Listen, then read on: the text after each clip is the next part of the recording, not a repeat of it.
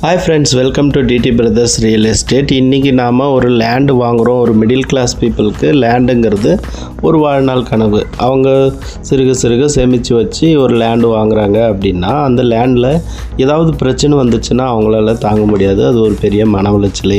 அதனால் நீங்கள் என்ன பண்ணணும்னா, லேண்டு வாங்குறதுக்கு முன்னாடி சில விஷயங்களை பார்க்கணும். அதை நம்ம கொஞ்சம் ஷார்ட்டாக சொல்கிறேன். என்னென்ன பார்க்கணும் மெயினாக அப்படின்னா, முதல்ல பார்க்க வேண்டியது அது எஸ்சி லேண்டா, எஸ்சி எஸ்டிக்கு உட்பட்ட லேண்டா, எஸ்சி எஸ்டிக்கு கொடுக்கப்பட்ட லேண்டா அப்படின்னு பாருங்க. அந்த எஸ்சி எஸ்டிக்கு கொடுக்கப்பட்ட லேண்டு அது அவங்க தான் வாங்கணும், அவங்களுக்குள்ள தான் வித்துக்கணும். அதனால அந்த லேண்டை நீங்க வாங்கக்கூடாது. ரெண்டாவது, வகுப்பு வாரியம் அப்படின்னு முஸ்லீம்ல ஒரு அமைப்பு இருக்குது. அந்த அமைப்புக்கு உட்பட்ட லேண்டான்னு பாருங்க. அந்த அமைப்புக்கு உட்பட்ட லேண்டை நீங்க வாங்கவும் கூடாது, விற்கவும் கூடாது. மூணாவது, நீர்நிலைகள், நீர் ஓடைகள் மீது அமைக்கப்பட்ட லேண்டா அப்படின்னு பாருங்க. நீர்நிலைகள், ஏரி பகுதி, இந்த மாதிரி பகுதிகளில் அமைச்சிட்டு இருந்தாங்க அப்படின்னா அந்த லேண்டை நீங்க வாங்கவும் விற்கவும் கூடாது. ஓடைகள் ஏதாவது போதான்னு கூட நீங்க ஃபியூச்சர்ல அது பெரிய பிரச்சனையை உண்டாக்கலாம். ஸோ ஓடைகள் இல்லை, நீர்நிலைகள் இல்லை அப்படின்னும் போது நீங்க அடுத்தது நீங்க அந்த லேண்டு ஓகே நல்லா இருக்கு அப்படின்னா நீங்க அதை வாங்கலாம். லேண்டு வாங்குறதுக்கு முன்னாடி அந்த லேண்டோட பத்திரத்தை நீங்க பாருங்க. பத்திரம்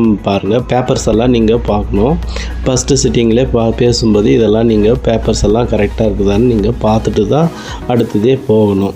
ஸோ ஃபர்ஸ்ட் சிட்டிங் பார்க்குறீங்க, இந்த லேண்டில் வந்து பத்திரம் கரெக்டாக இருக்குது, மூலப்பத்திரம் யார் பேரில் இருந்தது, இந்த லேண்டு எத்தனை முறை யார் யார் மேலே கை மாறி வந்திருக்குது அப்படிங்கிறதையும் நீங்கள் பார்க்கணும். அதுக்கு ஒரு 30 வருடம் ஈசி எல்லாம் போட்டு பாருங்கள். ஒரு 50 வருஷத்துக்கு கூட நீங்கள் ஈசி போட்டு பாருங்கள். எல்லாம் பார்த்துட்டு லீகல் கரெக்டாக இருக்கா அப்படின்னு பார்த்து லீகல் ஒன்று பார்த்துக்கோங்க. லீகல் எல்லாம் பார்த்துட்டு இந்த லேண்டில் எந்த விதமான லிட்டிகேஷனும் இல்லை அப்படின்னும் போது அந்த லேண்டை நீங்கள் வாங்கலாம். அப்படி நீங்கள் லேண்டை வாங்கி பத்திரப்பதிவு செஞ்சு வச்சுக்கிறீங்க. ஸோ அது இதுக்கு முன்னாடி மிக முக்கியமாக ஒன்று பார்க்கணும். லேண்டுங்கிறது பொதுவாக சில ஏரியாவில் நல்லா டெவலப் ஆகும், சில ஏரியாவில் ரேட் வந்து உயராது. பொதுவாக லேண்டில் போடுற பணம் லாஸ் ஆகாது.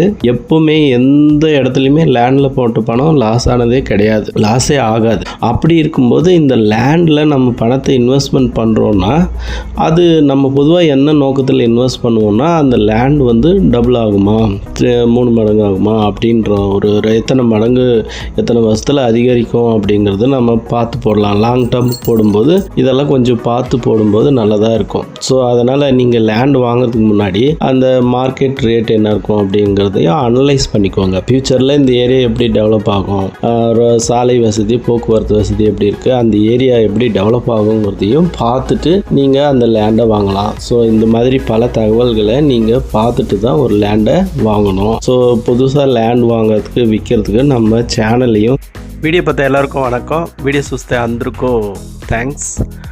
வீடியோ பார்த்த எல்லாருமே இந்த வீடியோவை லைக் பண்ணுங்கள், ஷேர் பண்ணுங்கள். தேங்க்யூ வெரி மச் ஃபார் வாட்சிங் திஸ் வீடியோ. தேங்க்யூ.